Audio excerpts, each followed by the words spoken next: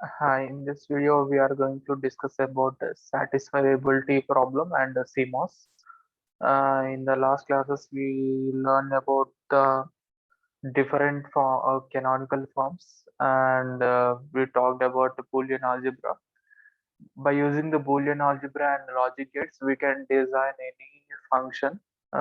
We can choose an choose and design and check that uh, it is satisfying that expression or not using the satisfiability. Let's see if we take a now and operator. This is the truth table. Okay. This implies that uh, a bar dot b bar implies c bar. Okay, this should be true, and a bar dot b implies c. This should be true, and this should be true, and these four statements should be true to say that this is an or and operator. Okay. Okay. If we take a function f of a b c, these are the four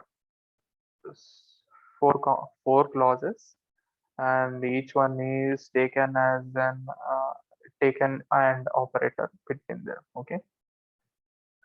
This, if we simplify this expression, we will see that implied and implies function operator is a bar dot b. Okay, a implies b operator is a bar dot b. Okay, if we simplify this equation, we will get this equation. Okay,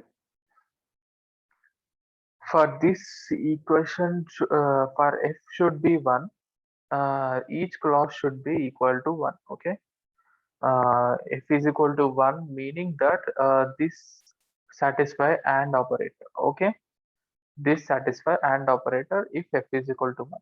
For f is equal to 1, this should be 1, this should be 1, this should be 1. Okay, we can similarly for to satisfy to find the condition for a b c. Let's see some algorithms. We assign it any value to the literal clause. Okay, uh, let's see the pure literal theorem. Okay, we set c is equal to 1, and the total phi if becomes unsatisfiable, then it is called unsatisfiable when c is equal to 0.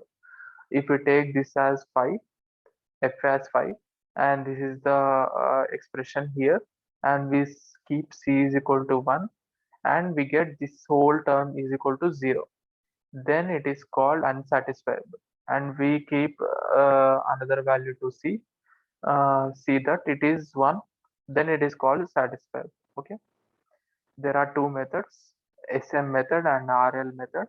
SM method is we keep a is equal to 0, and we see the possible condition. If this is the phi, if we keep a is equal to 0, this becomes 0 plus b, that is b. B should be equal to 1. Okay, and d should be equal to 1 and a is equal to 0. This is the solution set. Okay, for a is equal to 1, this is the solution set. If you see in common, this is the common for both, so this is called necessary condition. D is equal to 1 for phi is equal to 1. Okay, to find this method, these two methods are used to find the necessary conditions. Okay, if we keep a is equal to 1, and we will get this one solution set for this phi, and for b is equal to 1, we get one other solution set. If you see that these two are common here, so this is called necessary condition. Okay, either this method is used or either this method is used to find the necessary condition for a uh, satisfiability problem. Okay, let's define a function called as dual function. Let's see if a function is given like this. Okay, how to find the dual of a function f. Okay, we see that we take the here a is there, so we will take a bar. Here b is there, so we will take b bar. We will take complement of each input, and we will take whole complement. So usually dual of a function is complement of f, substituting giving input complement of each input. Okay. And another function, symmetric function definition is a function which does not change with the permutation of the input.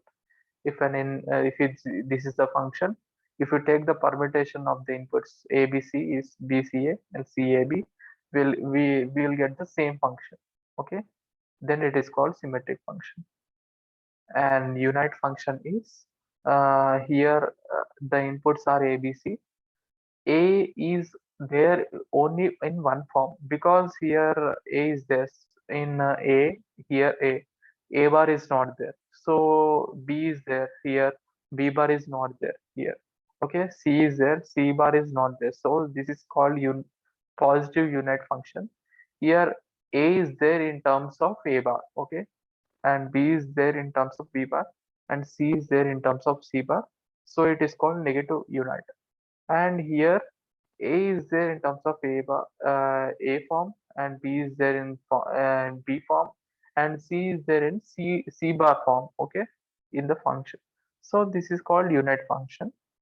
Okay, if a function is given like A B plus A bar B, then it is not unite because A is there in both A form and A bar form. So that is not the non-unit. Okay, and reversible function is for a given one input there should be one type of output, and for one type of output there should be only one input. Okay, A bar is an example for reversible function. Let's also discuss about MOSFETs. This structure represented MOS. This structure represents PMOS. If you take VGS is equal to 0, that is same voltage here and here, then this structure acts as a open structure, and if you take this voltage high, then it acts as a short. Okay,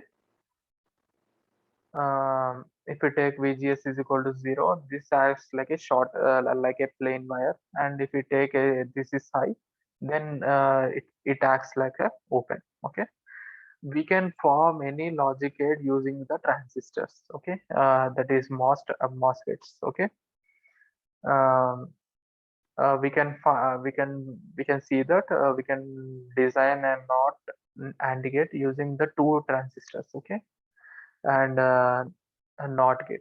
Here NAND gate is formed using four transistors.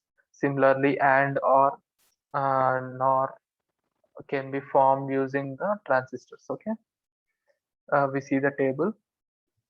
NOT operator is formed by using two transistors. Okay, and AND operator is formed by using six transistors. OR operator 6, NAND 4, NOR 4.